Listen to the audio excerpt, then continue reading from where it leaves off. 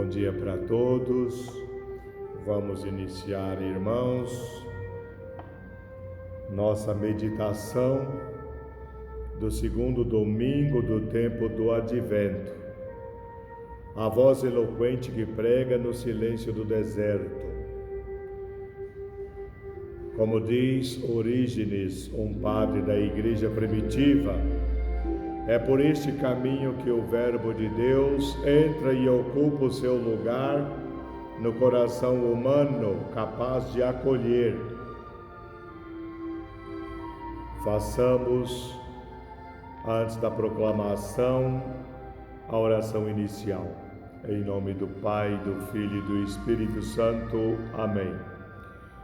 Ó Pai, Deus de amor e de bondade, nós vos agradecemos porque podemos nos colocar frente à Tua Palavra nesse tempo do Advento, que nos prepara, que nos chama à conversão, no intuito de prepararmos o caminho do Senhor no interior dos nossos corações.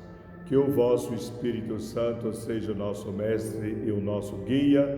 Nós vos pedimos por Cristo Jesus, vosso Filho e nosso Senhor. Amém. Pois bem, irmãos, depois de vários séculos, veremos em que a voz dos profetas silenciaram, de repente no deserto uma voz ressoa. Está vindo aquele que é verdadeiramente o Evangelho de Deus, a boa notícia do Pai. Por meio do batismo no Espírito Santo, Ele oferece o dom do seu perdão e comunhão com Deus e com todos os que sabem esperá-lo e recebê-lo. Em Jesus se realiza esse encontro salvador, o grande acontecimento da história. Devemos nos preparar para a vinda do Senhor nesse tempo do Advento. Quando lemos o acontecimento da história, quando lemos o Evangelho de hoje, irmãos, percebemos que a vinda do Filho de Deus ao mundo tinha sido preparada pela história da salvação e finalmente ela vai culminar com essa figura de São João Batista, que aparecerá no deserto convocando a todos. Cabe agora a nós fazer a preparação por meio de uma boa disposição do nosso coração, levando a sério o chamado que o Evangelho de Marcos nos faz hoje, nas vozes dos profetas bíblicos e na pregação de João Batista. Por que devemos nos preparar? A mensagem do Advento é a de recordar que o Senhor vem em nosso encontro. Nós vamos ao encontro do Senhor porque Ele vem ao nosso encontro. Mas a sua vinda não atingirá o homem, apesar do homem, mas exige que de cada pessoa, algo assim como o movimento de uma dança, uma conversão de mentalidade e ação. Entremos agora, irmãos, nessa passagem do Evangelho de Marcos para, através dele, descobrirmos o itinerário que deve ser percorrido para que a preparação deste encontro com o Senhor seja autêntica, completa e minuciosa. Então vamos à proclamação do Evangelho de hoje. O Senhor esteja convosco, Ele está no meio de nós. Proclamação do Evangelho de Jesus Cristo, segundo Marcos, capítulo 1, versículos de 1 a 8. Início do Evangelho de Jesus Cristo, Filho de Deus, Está escrito no livro do profeta Isaías: eis que envio meu mensageiro à tua frente para preparar o teu caminho. Esta é a voz daquele que grita no deserto: preparai o caminho do Senhor e endireitai suas estradas. Foi assim que João Batista apareceu no deserto, pregando um batismo de conversão para o perdão dos pecados. Toda a região da Judéia e todos os moradores de Jerusalém iam ao seu encontro, confessavam os seus pecados e João os batizava no Rio Jordão.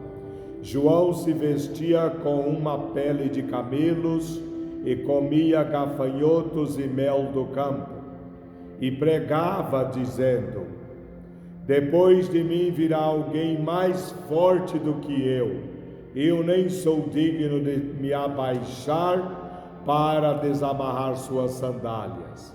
Eu vos batizarei com água, mas ele vos batizará com o Espírito Santo.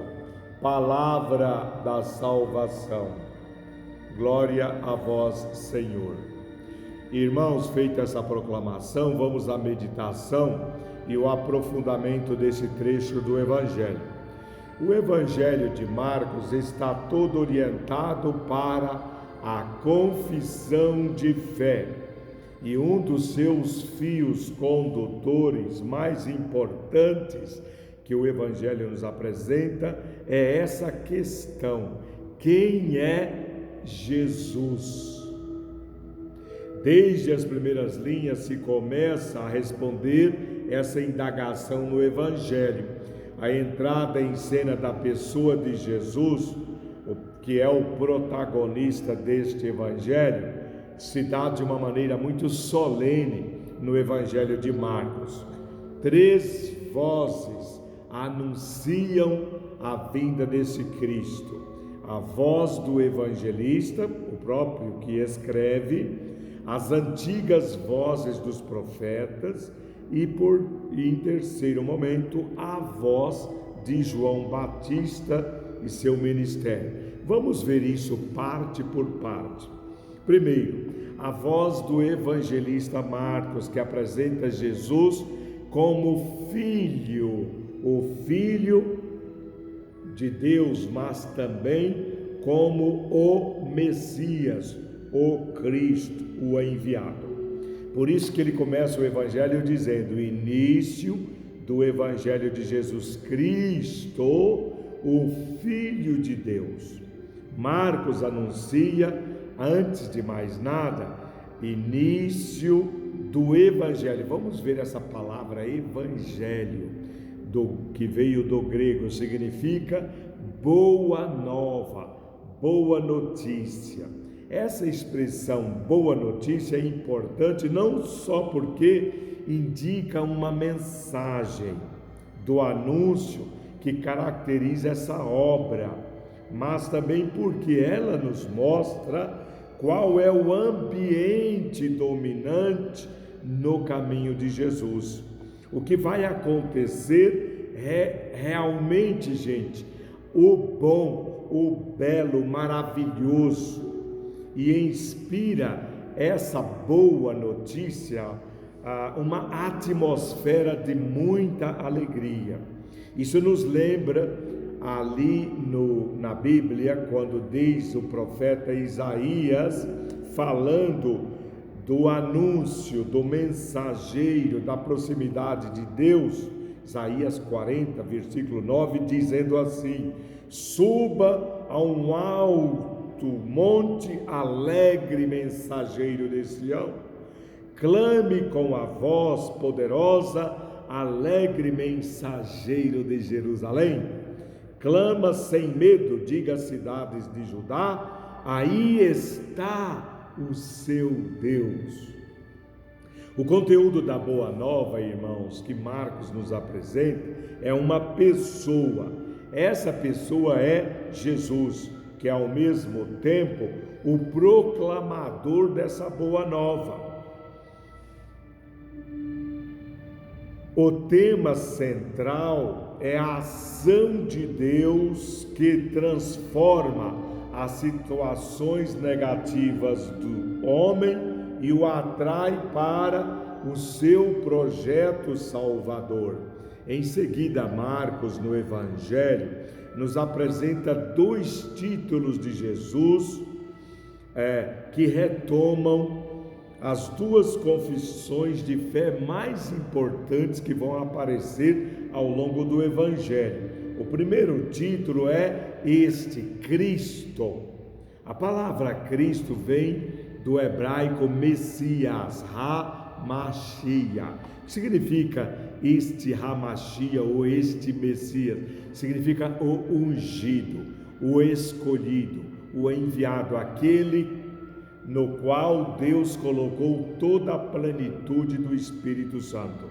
E também Marcos fala que este Jesus, além de ser o Messias, o ungido de Deus, ele é o Filho de Deus. Esses são 2 dados importantes apresentados no Evangelho. Essas 2 confissões de fé no Evangelho é o que vai delimitar com clareza as 2 grandes partes da obra. Jesus descoberto como Messias e depois como Filho de Deus, isso ao longo do Evangelho. Vamos agora a segundo momento, a voz da Escritura. Jesus é o Senhor que nos propõe este caminho de salvação. A voz da Escritura ressoa por meio de 2 citações bíblicas, lá em Malaquias 3:1 ou em Isaías 43, em que o evangelista costurou esses 2 profetas e atualizou eles na pessoa de João Batista. Essa primeira voz evoca a agora extinta voz dos profetas e se concentra na pessoa de Jesus, pois é Ele que vai realizar o caminho de Deus na história, Ele é o Senhor. Então vamos à voz que clama no deserto, a voz de João Batista, esse mensageiro dos novos tempos. Ele vem anunciar que Jesus vence o mal e nos introduz em sua comunhão com o Pai, nosso Criador. É o próprio Deus, gente, que dá a palavra a João Batista. A voz que agora, voz profética, que vem gritar, clamar no deserto. Aparece historicamente nessa pessoa, nesta figura de João, de quem 2 vezes é dito de forma consecutiva no Evangelho, ele que vinha para proclamar, para pregar. O conteúdo do anúncio dado por João é o seguinte: primeiro, a preparação eficaz do caminho do Senhor através do batismo de conversão que João vai propor. E o segundo, a segunda mensagem, a apresentação que ele fará da pessoa de Jesus, o qual está a ponto de começar a percorrer seu caminho. Não se esqueça que Jesus entrará nas águas e João o apresentará como o Cordeiro de Deus. E João faz isto profetizando. João é apresentado para nós em suas vestes e hábitos de profeta com o objetivo de enfatizar o conteúdo da sua profecia sobre Jesus. João é como se fosse o profeta dos novos tempos, fala aqui a única vez em todo o Evangelho, e suas palavras são muito curtas e são bem precisas e claras. Todas elas, irmãos, apontam para essa única questão: quem é Jesus de Nazaré? E nós vamos agora destacar para vocês brevemente as características apresentadas por João da figura de Jesus. Vejamos, a primeira, ele vai dizer: atrás de mim vem alguém que é maior do que eu. De quem fala João? É Jesus. Jesus é o que vem. Essa expressão é quase um título, e o sentido que João quer dar é esta: Jesus é aquele que percorreu o caminho da parte de Deus, vindo até nós, e que nos levará, nos conduzirá para Deus. Jesus é o Deus que vem ao encontro dos homens e pede abertura do coração para acolhermos a sua chegada. Provavelmente, essa expressão tem um sentido ainda mais profundo, e se a relermos na profecia de Daniel, veja o que diz lá no livro de Daniel: eis que nas nuvens do céu veio um como filho do homem. Profecia que o próprio Jesus, irmãos, ele vai citar na paixão para confessar a sua própria identidade: vereis o Filho do Homem vindo. A profecia apresenta Jesus como um Jesus que vem nos últimos tempos. O Jesus que eu chamaria de escatológico. Ele vem para tratar das últimas realidades. Aquele com quem todo homem terá que se confrontar, porque ele é o modelo. Jesus é o paradigma do homem, mas também a ideia é nos apresentar um Jesus que está sempre em movimento, como de fato acontece em todo o Evangelho.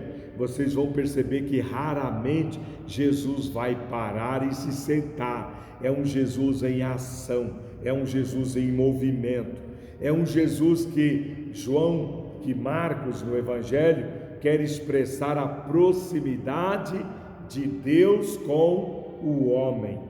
Na introdução do Evangelho, esta vinda nos é apresentada de forma solene. Na primeira vez, Jesus entra em cena e é usado o verbo entrar. E aconteceu que naqueles dias Jesus veio de Nazaré da Galileia. Essa é a entrada que Marcos nos faz da figura de Jesus. Então, depois das tentações que Jesus teve no deserto, insiste-se que Jesus é o que vem. Depois de João foi entregue quando Jesus veio para a Galileia. Então, vemos aí esses dois momentos. Vamos ao segundo aspecto apresentado por João Batista, da pessoa de Jesus. Ele, diz João, é aquele que é mais forte do que eu. Jesus é apresentado como o mais forte. Por que Jesus é o mais forte? Inicialmente a frase poderia ser entendida como que Jesus é um profeta mais poderoso do que João, mas não é isto, irmãos. No entanto, dentro do próprio Evangelho de Marcos, recebemos uma pista. Quem é o forte para Marcos é Satanás, o poder, o mal que impede a realização do homem, obscurecendo seu rosto e arrastando o homem na contramão do projeto criador e salvador de Deus para a humanidade. Embora que Satanás seja apresentado como forte no Evangelho, com um poder que todos nós realmente experimentamos, mesmo se não personalizamos Satanás desta forma, Jesus, no entanto, ele é o mais forte. Seu poder é capaz de subjugar quem subjuga o homem.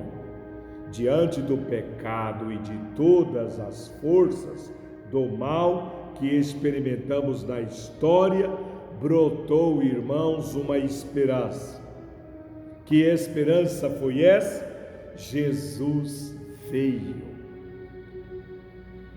É a primeira situação, o primeiro milagre que Jesus realiza quando ele entra em cena no Evangelho de Marcos, é um exorcismo. Lá no capítulo 1, versículos de 21 a 28, seu primeiro ensinamento veio para destruir o mal. Um homem possuído por um espírito imundo, diz o Evangelho, começou a gritar: o que temos nós contigo, Jesus de Nazaré? Viestes para nos destruir? E Jesus pode mais do que o mal. Ele, nesta passagem do Evangelho, terá a autoridade sobre o mal, dizendo para aquele espírito no homem possesso: cala-te, sai dele. E veremos essa parte se concluir, o poder, a autoridade de Jesus, que vem para inaugurar o seu reino no meio do mundo e extirpar o mal do homem. O segundo caso que vemos aqui, na polêmica em que Jesus é acusado pelos fariseus de ser um endemoniado, pela obra que realiza, pelos milagres que ele faz, dada a extraordinária grandeza de Jesus,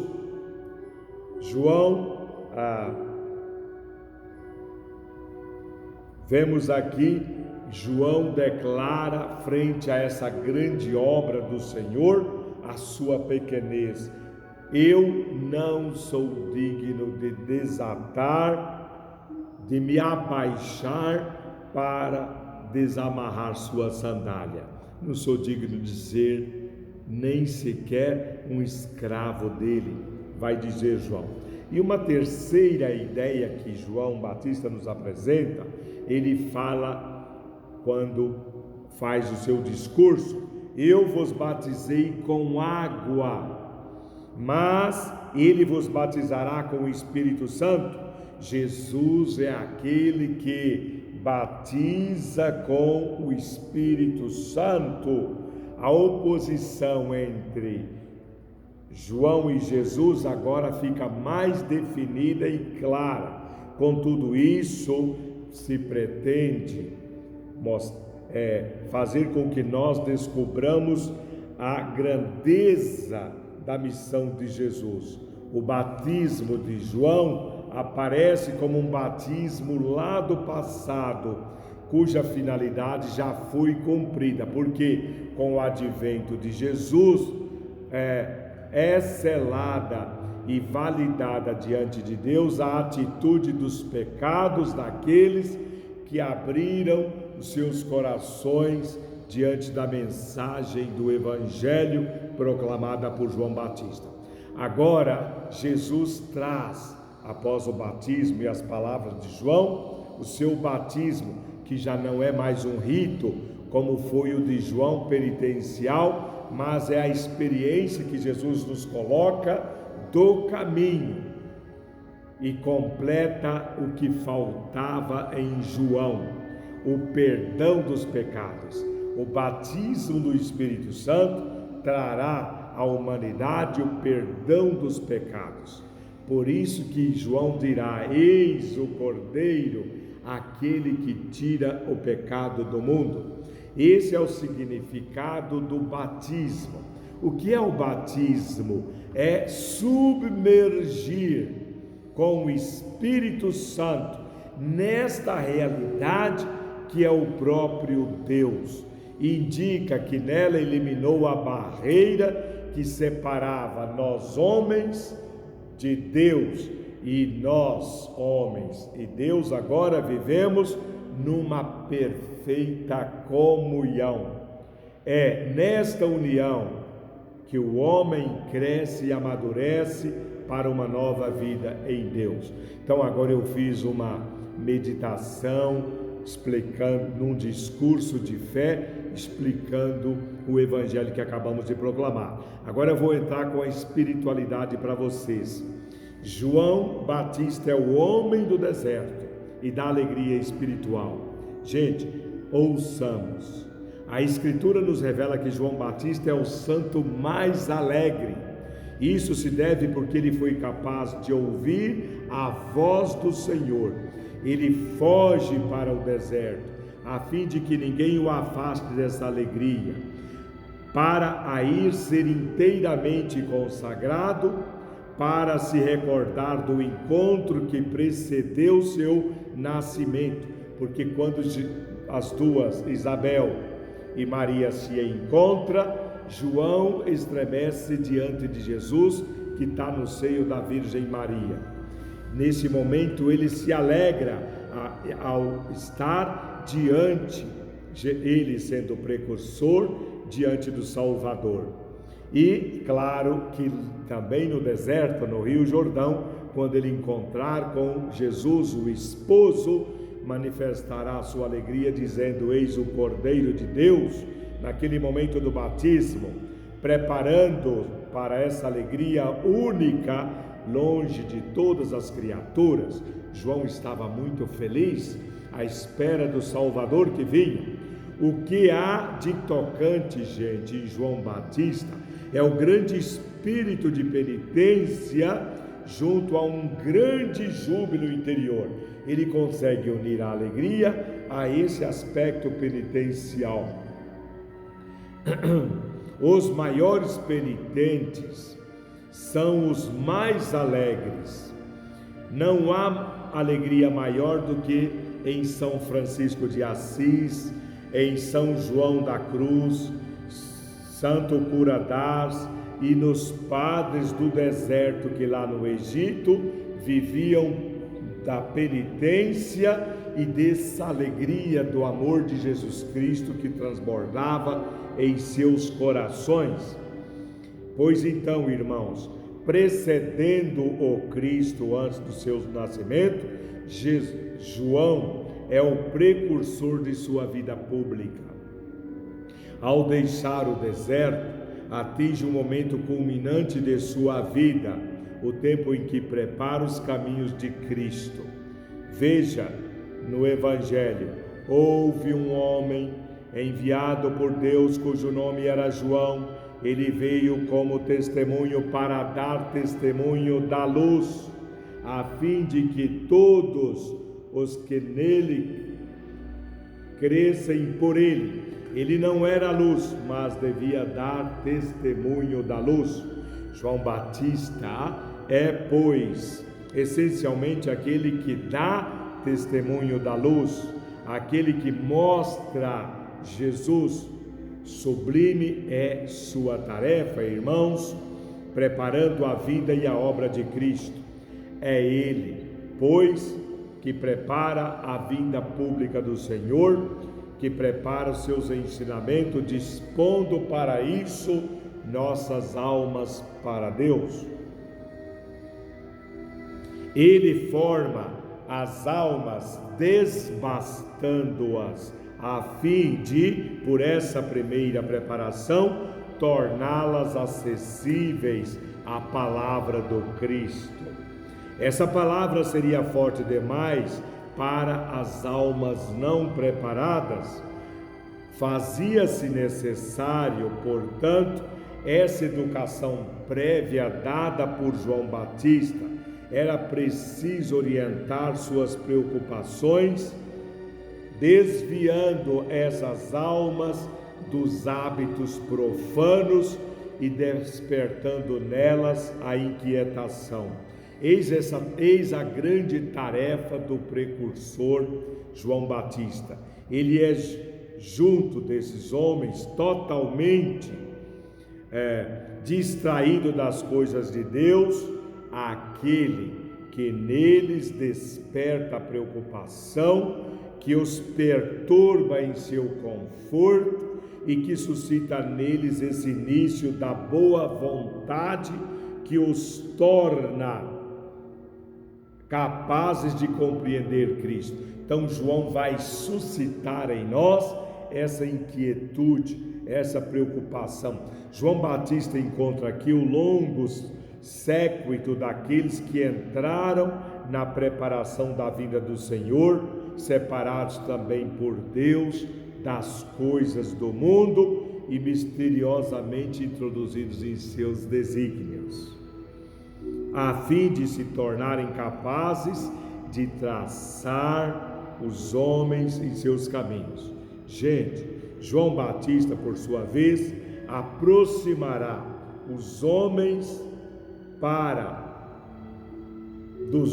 ele vai se aproximar dos homens para traçar os caminhos, para aplainar os atalhos e abater os montes. Tudo isso é uma linguagem figurada.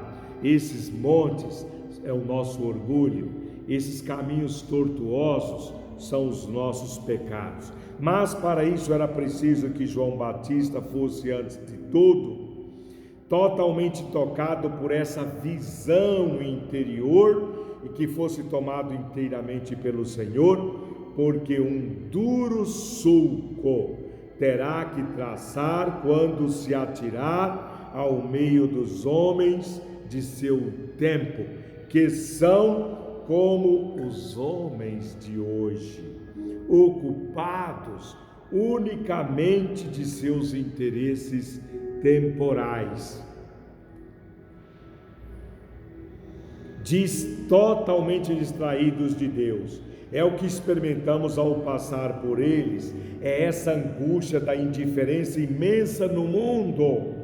Para sacudir o mundo em sua indiferença, gente, há necessidade de profetas, isto é, de homens que estejam interiormente empolgados para essa visão divina das coisas e que possam abalar os homens dessa paralisia, dessa inércia e ser testemunhas no mundo presente.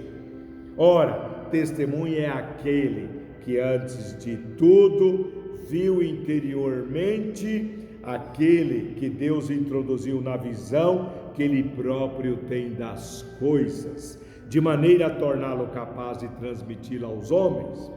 Eis que João Batista, Deus o introduz primeiramente no mistério do seu desígnio, nos mistérios de seus planos e o leva ao deserto a fim de uni-lo à sua alegria.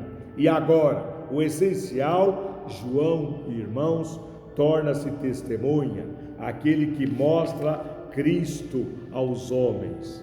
Vamos, se ainda nos der tempo, a uma visão espiritual desse deserto junto com João Batista.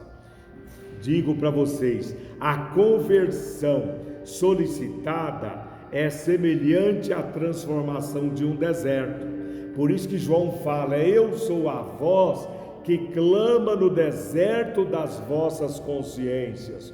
O deserto de cada um que carrega para dentro é o deserto das nossas cidades. João Batista recebe essa imensa tarefa de sacudir esses desertos, todos esses obstáculos que impedem o homem de ir ao encontro de Deus, esses barrancos, essas montanhas e colinas, a soberba, o orgulho que se eleva rebaixando a Deus pela autossuficiência humana, este caminho tortuoso do nosso coração e pedregoso e áspero. A imagem dos caminhos que são aplainados evoca aqui, irmãos, uma grande abertura que nos resgata em nossas solidões, seja, é um fluir que nos tira de nossas estagnações e fazendo um grande espaço para a companhia que nos tira do nosso egoísmo, uma ampliação da visão que nos devolve os sonhos da humanidade que acreditávamos impossíveis. Quem vive perto do deserto se acostuma a vê-lo sempre assim e se resigna.